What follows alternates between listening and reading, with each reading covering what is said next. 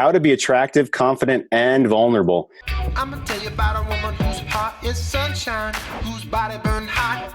I'm gonna tell you about a woman who's cold as tundra with some frozen eyes. I can tell by the way she moves that she cares. So welcome to the C Note Show. This is where we talk about how to get more love, hugs, sex, and affection. I've been inspired. I watched again Simon Sinek's Start With Why talk a couple nights ago doing research for the show, right? Why do we do this show? We do the show, number one, because I know what it's like to be in the free fall pain of relationship hell. Why do I feel like this way? Why am I still wanting to be maybe in this relationship or in this situation? Or how did I mess up so badly? How did I get here? And I sought out Steve Horseman and Good Guys to Great Men in 2015, after being on the therapy couch for 6 months and after her saying, I'm not sure about him,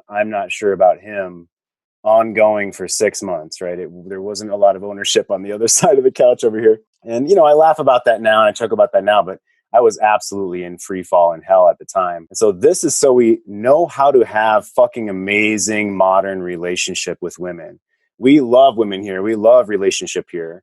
A lot of men in this group and in our private forum, right, Cynthia, are romantic and want to emotionally connect emotionally, like I said, and physically with their woman. Right. So please say hi. This is my co-host, Miss Cynthia Cruz, the talented professional coach, and my fiance, Miss Cynthia Cruz. Say hi to the guys. Oh my gosh. Thank you, Jeff.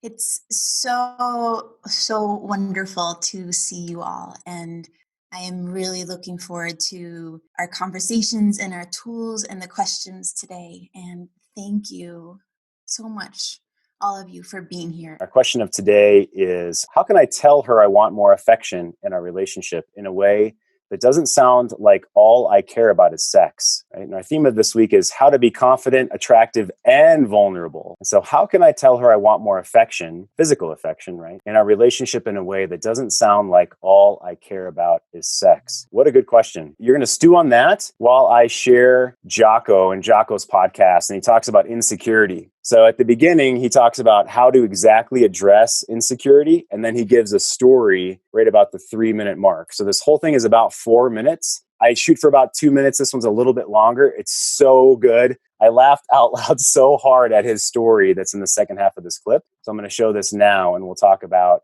how to be attractive, confident, and vulnerable all at the same time to get her to feel more attraction for you and passion for you and want to be that amazing woman that you want in a relationship. Listen to all of the podcast before asking this question. Can you please explain, how do you deal or have dealt with your insecurities? Thank you very much for your help. I guess broadly, fundamentally, what I'm going to do with my insecurities is I'm going to confront them. I'm going to put them out there. I'm going to own them. I'm going to own them. I'm going to own my insecurities. If I had to think of examples of situations where insecurities came into play for me, one, I was going through BUDS, basic SEAL training, and there was an event called Pool Competency where you are wearing your underwater breathing apparatus, your scuba gear, and they do all these horrible things to you. And it's a very hard evolution. And I failed it. And I was confident going into it because I'd kind of done well. Most of the water things, underwater knot tying, life savings, et cetera, et cetera, et cetera. I had done well. I was comfortable in the water. Mm-hmm.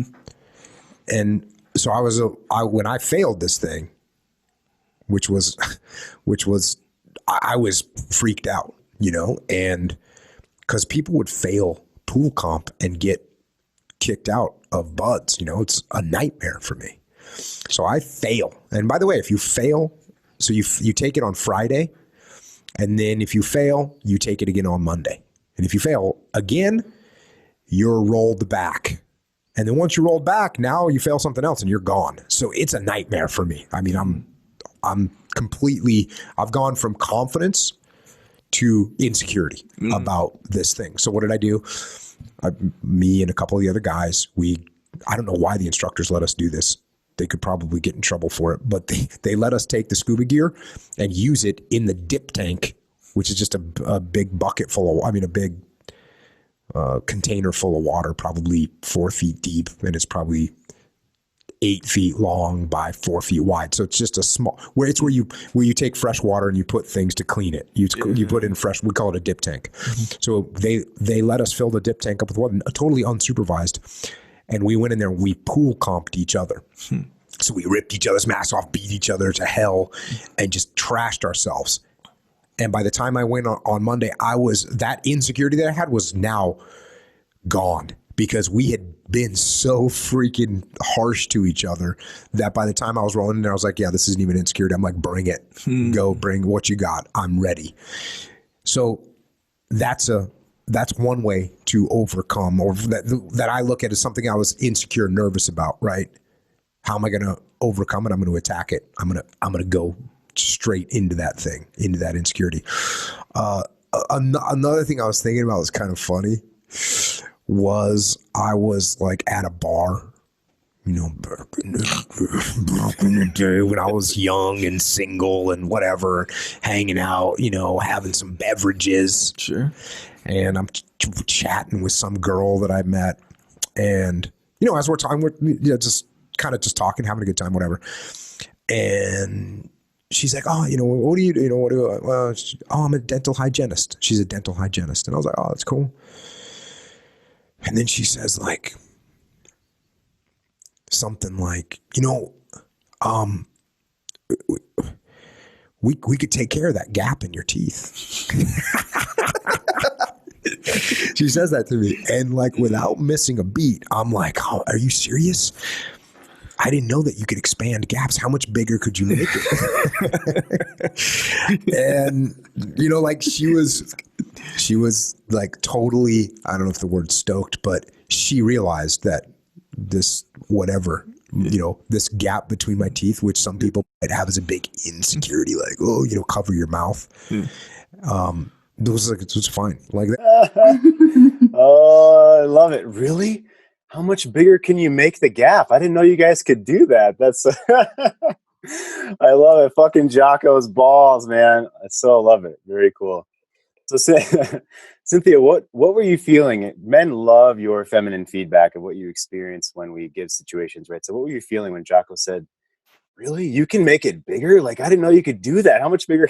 So what were you experiencing when he said that, when he told that story? Oh, it was just utter delight in his playfulness, and he played with the energy that was given to him, and it was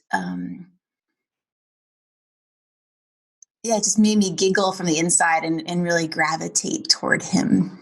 Yeah. So giggle on the inside. I think every man is like, yeah, I want her to giggle on the inside. Absolutely. So let me I'm going to go back to our shared screen today and circle into a question our question today and some concepts. So a concept on the screen right now is that Superman, right? We're supposed to be perfect, aren't we? Well, Cynthia, tell us the quick story. I think it was the 61st, what am I trying to say, release of the Superman comics back in, was it the 50s? That there was no kryptonite involved with Superman yet. And Jason on here, we talked about this a couple of days ago, so I'd love for Jason to jump in about this too. But so tell us the story. There was no kryptonite involved, and why did they bring kryptonite in to the Superman comics? Yeah, so Superman was infallible. He could do anything, and no one got the best of him, got the better of him, and there was no play of emotion in the story, and people were frankly bored, and he wasn't attractive. There was no roller coaster of emotion. There was no drama, and they specifically added kryptonite to add those pieces in to make him human and accessible and attractive. And I don't know if Lois Lane was in the story before that, but I can guarantee you from, if I was to be Lois Lane, that would not be a story I would engage with, or a man, until there was like some element of humanness that I could understand and be in the pull of what it's like to be fallible in this life. Yeah. And so to our question, to our point of today of how to be confident, attractive, and vulnerable, and our question, I want to tell her I want more affection in our relationship. So it doesn't sound like I just want sex. To be a man, to think that we can not admit our sexual nature is to try to be perfect, is to try to be perfect for the other person, or these beliefs that we had, or our mother that told us, keep it in your, whatever messages and beliefs that we got that shamed us into thinking that we couldn't own our own masculine sexuality is an analogy to Superman not having kryptonite. If you're trying to be perfect, you're not connecting with anyone. In the book that I'm now almost finished with, I've recommended a couple of times on this show. I think it was about 2 weeks ago. It's called The Masculine in Relationship by G.S. Youngblood. The Masculine in Relationship. And he talks about this too. There's one paragraph that sums up that just this concept of trying to be perfect, never coming across as having a weakness, will hurt you in life. It'll hurt you in business as well. It'll hurt you in relationship, thinking that you're this, if you think you're this perfect being, or you're trying to pose yourself as this perfect being, it hurts you in that you cannot connect, right? Even in business, people will understand that it won't feel right. Yeah, it won't feel right. Oh, this guy has fucking 12 Maseratis and lives in a $19 million home, and he flies on this jet, and he's, 27 years old, or he doesn't seem like he's deserved it in life for some reason, and we don't know the backstory. It's like it seems like it's good, but he seems to be perfect somehow, and there's something wrong there. I don't connect with him. What's going on? And so I want to segue into starting with why. Simon Sinek, starting with why. Okay, so we'll segue into that with it doesn't feel right. So by the way, guys, raise your hand in the Zoom participant section. We want to hear your story. We want to hear your question. And it makes a great video also as well to have your faces on here. So, if you do leave your video on and your audio on, then you do agree for us to use your likeness to help other men in the world when we put this on YouTube. If you don't want us to show your face or your audio, you can put a chat in the group chat, or you can go to greatmenmovemountains.com/C-note and post a question there, and we'll have the question on a future show. Okay. Or you can go to our private Facebook group, and we've talked about that in the show before, and I'll say that again later. So Dan's question: my wife has lost attraction, and we've essentially become just friends and roommates. How can I rebuild that attraction and trust without talking? I think you mean talking about it. Having the conversation has only pushed her away. She's put up walls and says she doesn't have those feelings and isn't interested anymore. We still function as parents and in the house, but our connection has definitely diminished the past few months. So if Dan is able to come on, I'd love for Cynthia to, first of all, give her initial feelings of where maybe the woman is, and then she can bounce a question off of Dan, and we could do a little coaching here, a little hot seat coaching with Dan, if you're open for that, Dan, with me and Cynthia. I am, yes. Awesome. Fantastic. So Cynthia, what's your initial response to how can I rebuild attraction and trust without talking about it, because the conversation has only pushed her away in the past? And as we call hummingbird questions, right? Wanting to ask over and over, How are you today? How are you? Right? How's our relationship now? Can we talk about relationship? Hey, I want to talk about something tonight. And she's like, fucking, I don't want to talk about relationship. So Cynthia, give us the feedback of where she may be at right now with what we have so far, please. Well, I'm actually curious, Dan, do you mind sharing when you have brought up the conversation in the past? How does she respond? What does she say? What does her body language do? What are her actions? Yeah, no, actually, the last couple of times that the conversations come up, it's more been initiated by her. I've backed off on that.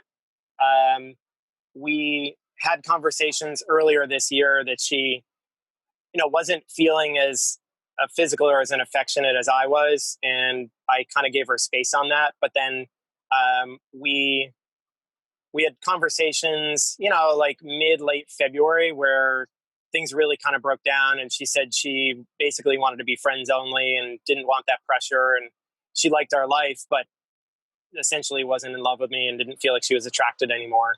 And so I backed off. But she's very intuitive and very hypersensitive. And so she could pick up if I was trying to hold in my feelings of just being frustrated or disappointed. And so she would initiate the conversations. And if I didn't open up, it didn't go well. And if I did go up, she didn't like the answer. so it was like a lose-lose situation. So I haven't brought it up at all. I recently have really tried to be more independent and focus on me and not dwell on where the relationship is. But when we've had the conversation, it would initially, she'd be a little bit open, but I would say that probably like the 4 times that we had it over the past 2-3 months, each time it got less pleasant and more where she was dug in and kind of was more adamant. There would be times where she was like, well, it's not likely we're going to have sex again, to that's not going to happen. It just kind of she got more like dug in the sand, and was kind of defending her position of why she felt the way she did, or I don't know. She said she would feel guilty and, that she didn't have those feelings, but then it was almost more that she was mad that I did have those feelings and she didn't. And so it became less of a conversation and more, it would turn into kind of a fight or an argument, or it was kind of the same conversation over and over, and we were both kind of tired of it. Yeah, that makes a lot of sense. And I appreciate knowing that, your partner's like super sensitive. So she's picking up on. I've learned that. Yes. So I'm curious, when you think about what you want in relationship as a man, are you pretty clear that for you a relationship involves physical intimacy, or are you also kind of like, well, maybe it doesn't have to, or I don't know? Oh no, it definitely needs to. And we've kind of had a roller coaster relationship where it started out really passionate and all in. And then when she's had moments that she's gotten scared or things weren't going well, she would threaten to leave, or that, the relationship needed to look different. And it really kind of confused me. And I've taken it very personal and went from being secure to feeling insecure in the relationship, which hasn't helped. But when we've talked about it, I've given her that space if she kind of wasn't feeling as affectionate. But that's important to me. And that's why I'm struggling now, because I feel like we're a bit at an impasse in that I know it's not what she wants either, but she seems to kind of be making it work for our life. But we definitely have drifted from kind of our ideal and what we envisioned when we got together. But yeah, no, I've thought about it, and it's that doesn't work for me long term. So that's why I definitely want to kind of change the dynamic. And when you said it doesn't work for her either, like it's not really what she's wanting, that sounded important. What do you know in your gut that she wants in life or in relationship? Oh, I think in her ideal relationship, it's a open and honest and continuous dialogue. She's somebody who really thrives on a lot of connection and communication, and she wants that closeness. Okay, that's huge. So I get the sense that she is confused even by her own feelings and reactions, and then I'm definitely. If she is, I am. Yeah. And I get the sense that she also really does want to lean in and learn with you, but she's also waiting for you to start kind of claiming your space and yourself, not in an angry way, but where your energy like broadens and gets bigger, and you have clarity of exactly the kind of vision that you're holding for your relationship. Right now I have a sense that part of you is like kind of holding back and holding yourself in because you're not quite giving yourself permission to want what you want because you're afraid of the results and what happened with that. True. Yeah, no, I think I kind of feel pretty rejected. So I am. And it's not the place that I want to be because I know that's not going to lead us to the relationship that we both want. Yeah. So I would ask that to not be afraid of things that you are feeling around this, to not feel ashamed or embarrassed by it or that you've done anything wrong, and to first claim that in yourself. And she's going to feel that shift in your energy. And then I would ask that you start kind of dancing up and down those first 3 stairs of intimacy, and starting first with just practicing that nonverbal communication with her, of looking at her, kind of taking her in and holding high regard for your in your mind, and holding the vision that you have of a relationship with her in your mind. And then you're practicing that, and then you're also practicing some of those smaller steps of intimacy, of just walking by and a hand on her shoulder, a hand on her hair, and allowing her to start moving back towards you. So you have clarity and certainty of who you are. You're practicing these small steps with her. And then when you start to feel her energy shift a little, that's a time to start bringing these conversations back into your world together, because it does need to be talked about. And you sharing what you're wanting and your vulnerability around that is a huge connecting point. That makes a lot of sense. That does. Oh, good. Oh, good. Is there anything else from what you shared that you think is important for all of us to know, or what would your first step now be?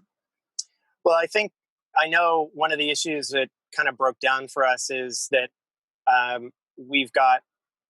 she's got a lack of trust. As I came into the relationship, I wasn't as transparent and really vulnerable up front with things, and that has created issues. And so I think she's really pulled back by that. And so what you said makes sense, and I don't want to be overly cautious, because I know what I want, and I know the intention, and we've had it in our relationship.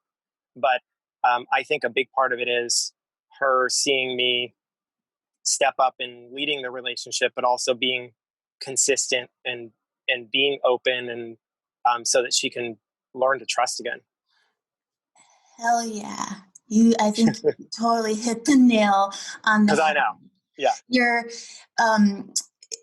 when Jeff shares with me without fear of his own feelings, but just here's how I'm feeling about this, it's such a relief to me, because I also happen to be someone who can feel others' emotions really well. And so if he just puts it out there, it's not scary anymore. It's no longer, oh my gosh, I've been bad, wrong, like that little girl reaction. And I trust the hell out of him, because he obviously trusts himself with his emotions. So that seems like your impulse to do that is really important.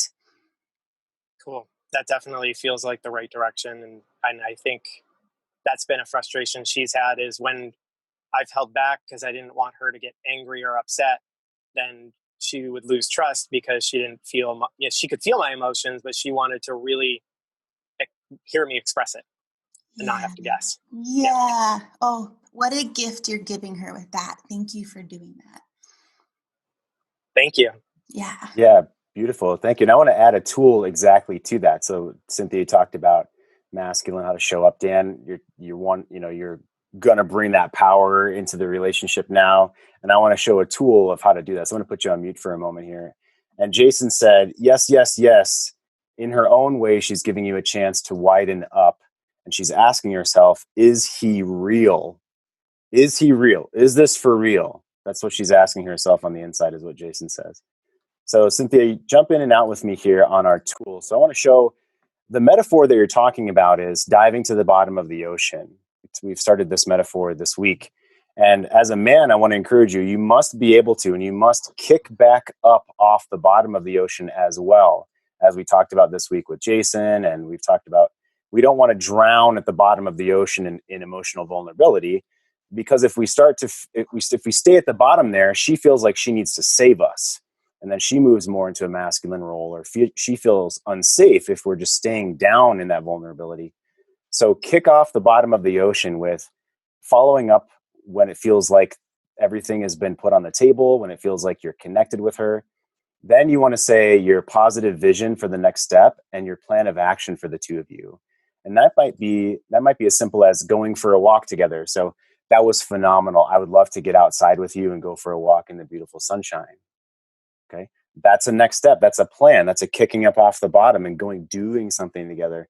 Or if maybe if it's not ending super well and you want to take a break, you need to take a break.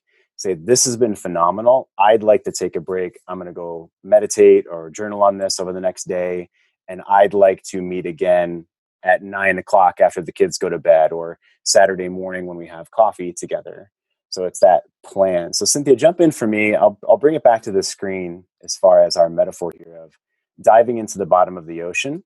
And I'd love for you to introduce how to learn to play the violin. What does that mean? Learn to play the violin in your relationship. And that she wants that, but she won't trust it at first. So take it from there, please. Yeah, well, I really love that Dan was, had that gut knowing that he's with a woman who wants a relationship. And I really want to encourage that no matter if your partners really hold up and really shut down, the depth of a woman's soul and heart is about relationship. And so I fully want to put out there, I think that's always going to be her deepest desire. So learning to play the violin, you can be and start sharing vulnerably with the woman in your life and know that it's not going to be perfect at first, and it's going to be like picking up the violin and it's going to screech and it's going to sound awful and she's not going to like it. And that's okay.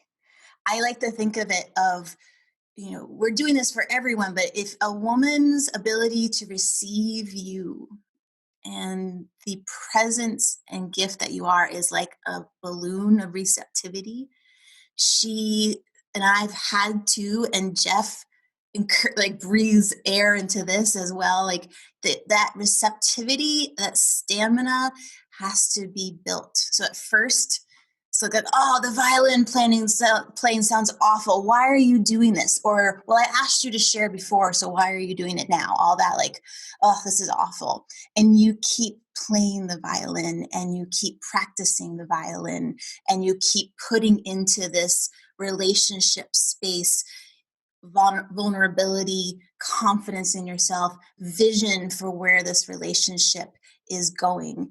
And the end goal is that you are going to learn to play, and it's going to be beautiful music. And that is what she's been wanting, is the music in this relationship all along. Yeah, absolutely. And I want to add, of course, right, Cynthia, that this is new. And so it's something that's changing, and change can easily cause fear or anxiety. Tell us about that. If why is it that she's giving me a hard time? She wants this. It's change. What does that feel like for her? Yeah, I'll touch on this, and this applies to something Kent asked yesterday. And I even do this. If I as a woman have felt maybe not valued for who I am, or I felt judged, or didn't have a moment of trust in a relationship, and I start building up a shield around that and like, well, fine, I don't need this anyways. I'll just do it my way. And, I kind of get the relief of not caring so much. I can start building up this feeling of, okay, well, I have power because I don't care and I can shut down from this. And it makes me feel less vulnerable. It makes me feel less weak.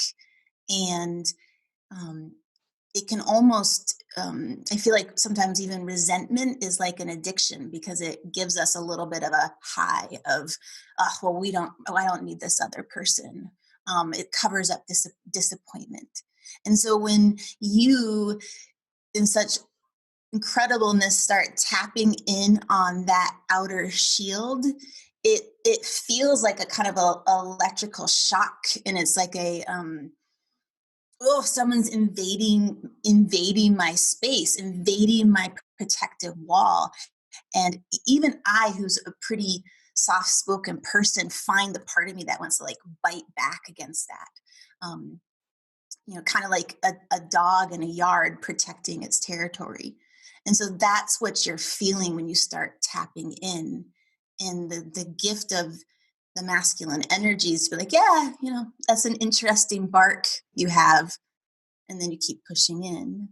And I hear you, that's the growl. Yeah. And you keep pushing in. And it's so that last thing you said about the bark and the growl, right? If we get the growl, I'll add on. So if we get the growl, we definitely want to stop or take a half step back. The bark is okay, right? Now I'll continue with your metaphor, Cynthia, right? So the bark is okay, but doesn't a woman get upset if I keep pushing in, if she's starting to growl or bark? Tell us about that. Well, how do I know where kind of that line is? I'm trying to learn to play the violin and she's not liking it, right? I'm diving into the pool and coming back out and she doesn't seem to be. How do I know where I'm doing well in myself as a man and I'm not attached to how she's responding?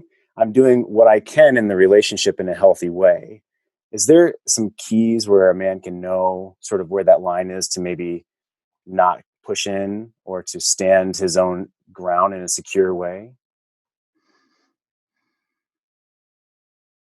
Well, I would say definitely use your experience because none of us are supposed to be martyrs and, walk into the battlefield with no protection and just like, oh, okay, I'll just stand here. And yes, you shoot your arrows and there we go. And I'll keep moving forward. And then here's another one. Like um, that's not what this is supposed to be about. She is even in that moment, even if overwhelm is like filled up in here and she does not have good words to explain to you logically what's going on or to even compartmentalize her emotions, offering an invitation that you want to understand, like, is there anything that you would like me to know about this? Is there anything you want me to hear and understand?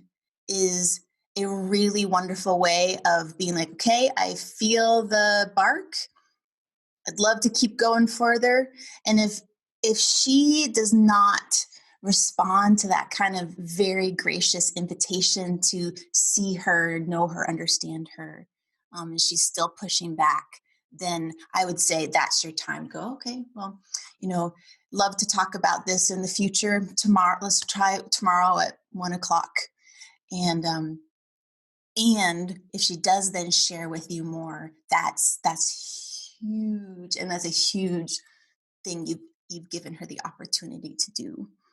Phenomenal, Cynthia. That was gold. That was incredible. So good. So Andy raised his hand a bit ago. Andy, are you able to unmute yourself? Do you want to come in and make a comment or ask a question? Please. Yeah, go for it. Yeah, it's sort of like a question at the end. I was just picking up on, I just wanted to give my opinion a little bit on what Dan was saying. And it certainly stems from my experience when everything kicked off with me. Is that when we first realized, for me anyway, that my wife was not in a good place. She wasn't in love. She was in love with me, but not in love with me. Then the first thing I have is fear.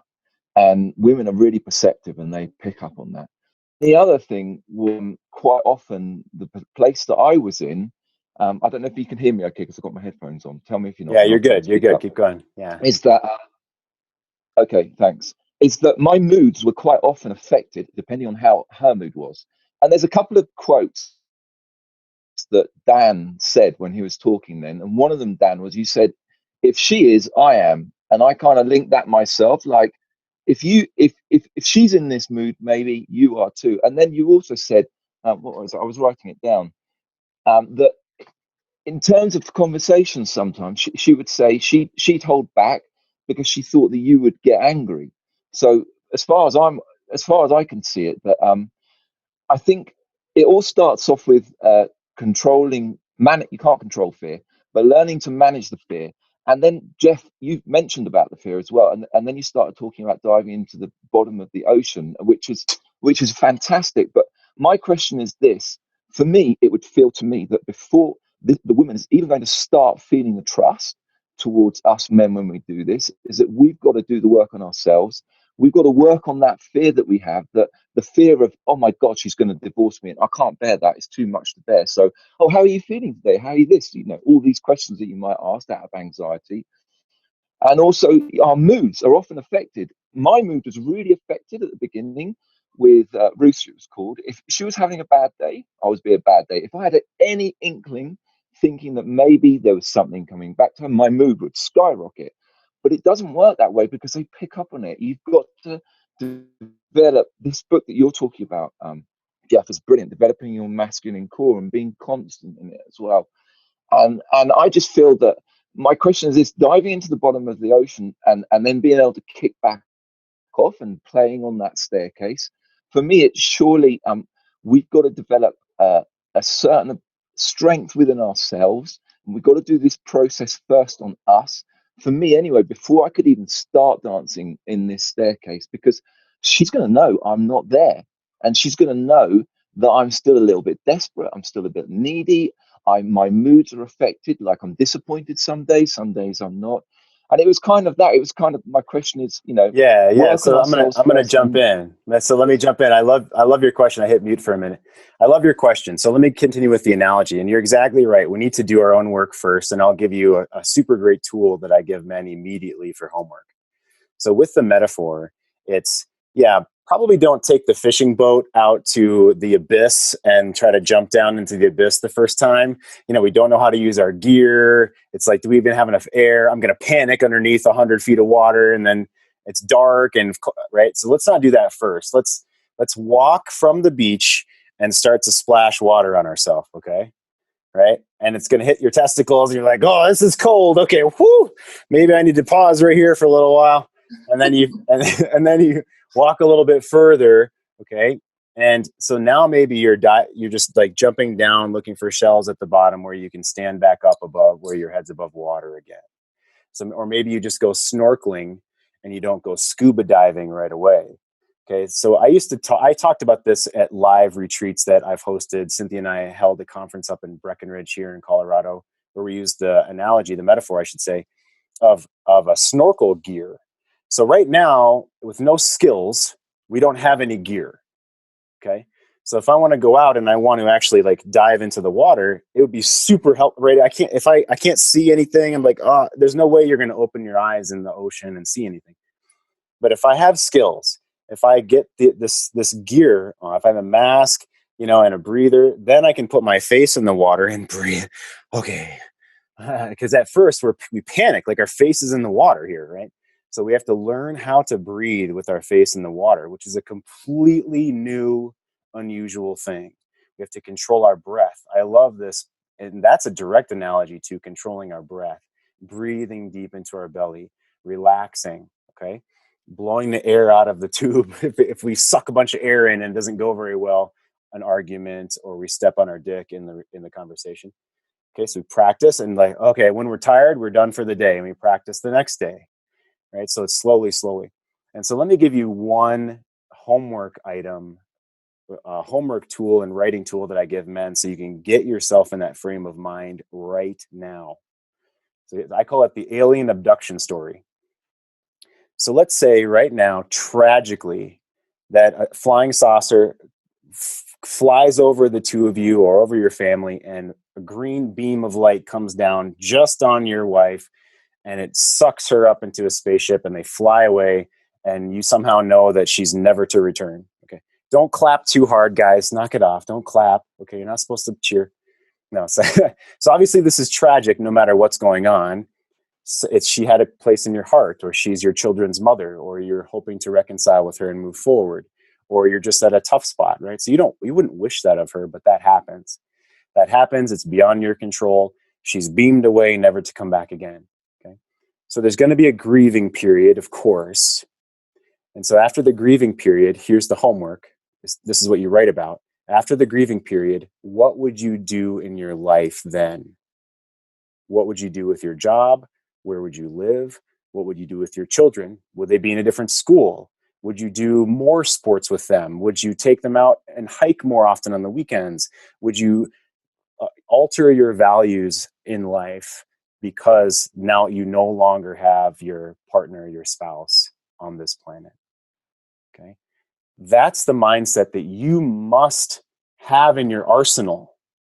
Okay. You don't wish that, but you must face the dragon of that potential reality, hence divorce, hence she's no longer in your life, this kind of thing. Okay. So our brains are very good at just catastrophizing the unknown and fears. And so what we must do is lean into the potentiality of that happening. Okay. And by the way, every man that's post-divorce, that's in our groups, every man that does this work, every man that reads the books and does the homework and steeps themselves like you guys are here, like the regulars here, Andy and Ian and Jason, Kent, all you guys who know who you are. Randy Scott's here again. We got Patrick from New Zealand again. A couple of you guys are calling in from Spain. Andy's from. This is awesome. You're steeping yourself in the belief that there is life beyond her, and that it won't be the end of the world, because it won't. And men that do this work are phenomenal, either with her in the future, her as a co-parent, or starting version 2.0 of your relationship, or you being a single man. I've got stories that I don't want to tell today, other stories, but that actually segues, and I don't want to go too far ahead of myself. So the alien abduction story, after the grieving, what would you do with your life, your career, your family, your personal life? Would you meet your friends that you haven't seen for 5 years? Would you call up your guy friends and start doing a monthly poker game? What would you do if she was just not here any longer, tragically? Again, I don't wish that on her, but that's the mental game. That's the mental process to help to begin to alleviate the fear of her being gone. Okay. And then after that, it's going to be, well, what if you do get divorced? What if you do lose half of your money? What if it's tragic? Then what would I do? Let's say I had no money. Okay? I'd get an apartment the best that I could.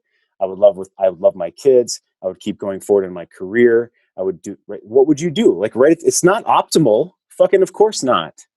Okay. But writing it down and realizing that could happen dramatically alleviates the fear of this abyss dragon that we've never faced. I don't know what's under the bed. I've never looked.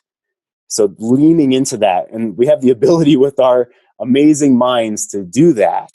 Okay, so do that for yourself. Write down the alien abduction story, and then write down, what would I do in the worst case scenario? I'd still love my kids. I'd still move forward. Right. So Cynthia, give me some feedback. Did I leave anything out there that you would give a man immediately to help alleviate the fear of divorce? Because the fear causes us to walk on eggshells and not stand up for ourselves. Okay, we don't want that. We all are going to have some anxiety, but what else would help a man move forward in that space to be less fearful? It is okay to think that there could be life beyond your relationship, where you always are in an awareness of what truly am I worth. From a protector, provider point of view, your acceptance of how you're feeling around that and the calming of how you're feeling around that is automatically going to calm her, and it's going to calm the relational space between you two. If I think about the space of your relationship, and let's say it's a It's a bowl that can hold liquid. And all this anger and fear is just sitting in here in this murky bowl of liquid, and the sun's hitting it, and it has the smell and aroma. You can't ignore it. And it really is going to affect both of you. But if you are draining that bowl out and you're pouring in, this beautiful blue water, she is going to feel that in her own body and her own mindset.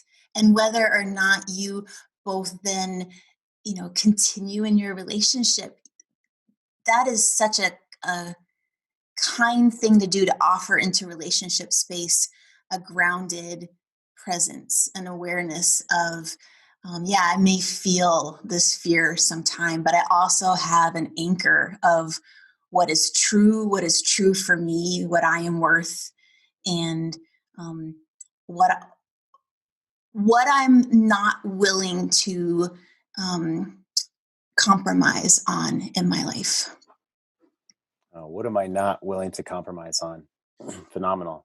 So I want to segue into, I want to read some of John Post of his turnaround experience. So John's not on here today. He's talked about this many times, and he'd be happy for me to share this, in that his wife and he were separated, filing for divorce, planning. I don't recall if they had moved out or were about to move out. Okay. And then he dove into this work, and fast forward to a year later, it's more than a year later now, and they're doing phenomenally. And I asked him to share on the forums, our Great Men Move Mountains private Facebook group, of how he did that. Okay. And I'm going to read some of that for you right now. I'm going to try something a little different. I pulled a video off of a motivational channel on YouTube called Mulligan Brothers. So shout out to Mulligan Brothers. Look up Mulligan Brothers Motivation. They've got a ton of phenomenal motivating videos. Okay. So what I'm going to show is just the video from that while I read some of John's story. And also Patrick put on the forum. I'm going to have some of Patrick's response as well. And I've talked to Patrick many times. I'm not going to share anything that he won't want me to share. So I always honor that. If there's things you don't want me to share, you'll let me know. And I also have a quote from Miguel Dean that Cynthia found for us that speaks beautifully about masculinity and vulnerability, and confidently and vulnerably being attractive within your scared place or within your fear, and some lines from him on how to stand up in that way. From John, I asked him, please share with us a few lines of exactly what were your motivating turning points and what were the mindsets. And John says, Jeff, oh man, that would be a novel. There were so many moments that defined the changes. The most basic ones were just letting her go, not worrying about what she was doing, getting my own life and doing things without her, focusing on my own internal issues of low self-esteem and confidence, letting go of what she was doing to me, and focused on what I needed to do to make an amazing life for myself. Who was I? What did I want out of love, life, and relationships? Learning to recognize the feeling behind people's words and develop some emotional intelligence, validation, and empathy. Learning what intimacy was, what I liked about sex, turned out to be some BDSM. I got out of her world and into my own. She was free to be a partner and not my mommy. I stopped lying about stupid shit because I was able to be human and make mistakes. I stopped caring what others thought of me. The me you see here in the group, that's the same me my wife gets now, my friends get now, and my kids get. I'm really comfortable in my skin. I could go on for days, Patrick, but if I had to break it down to 3 sentences, stop giving a fuck about what she thinks about you, right? Stop giving a fuck. Get inside of you and get clear on what you want and who you are.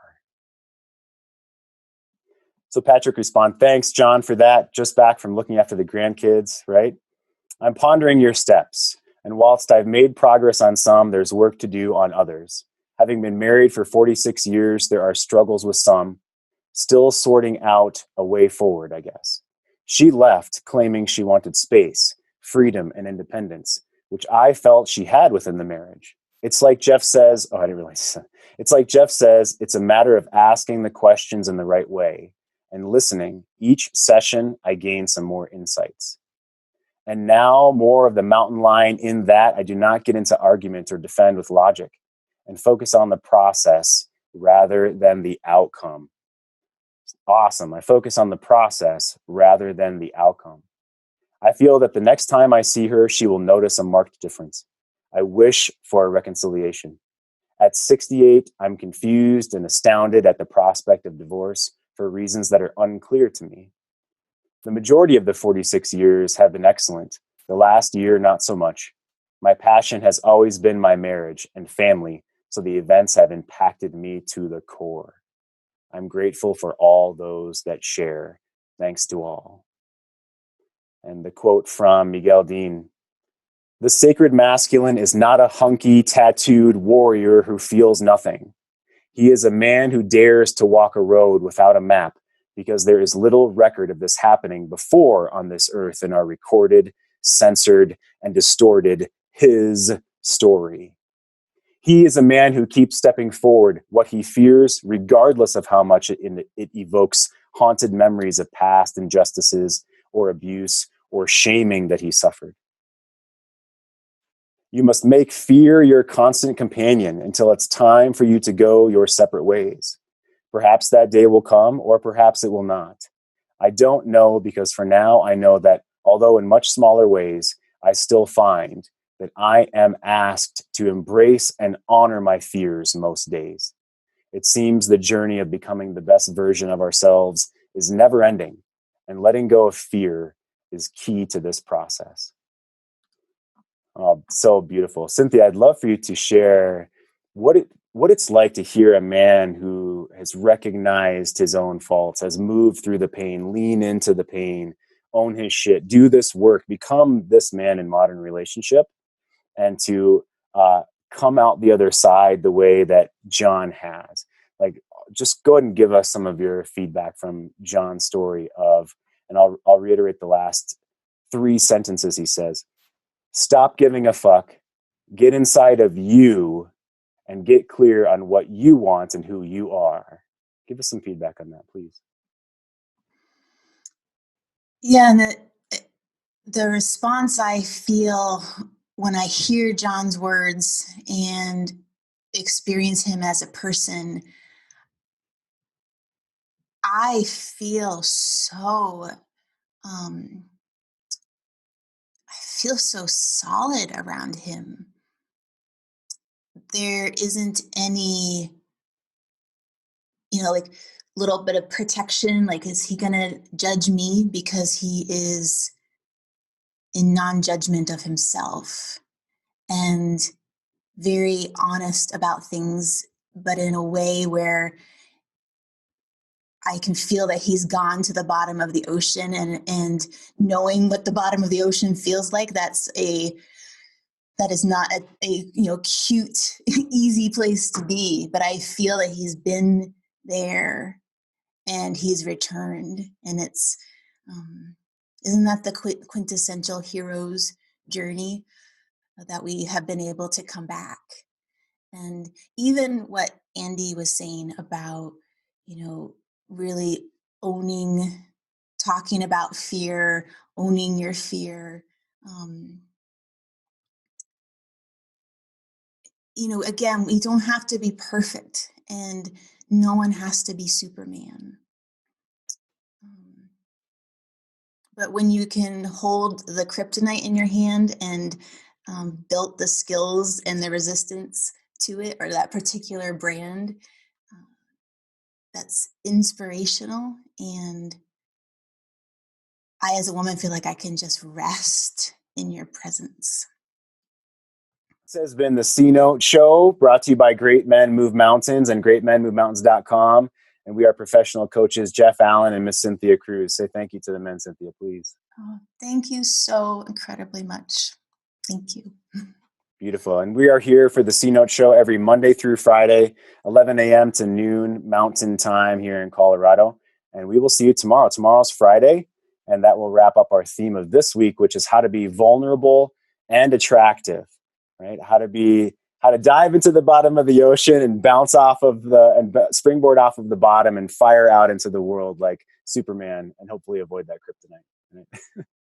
Good. Thank you, Cynthia. I greatly appreciate it. Bye. Whose body burn hot. I'ma tell you about a woman who's cold as tundra with some frozen eyes. I can tell by the way she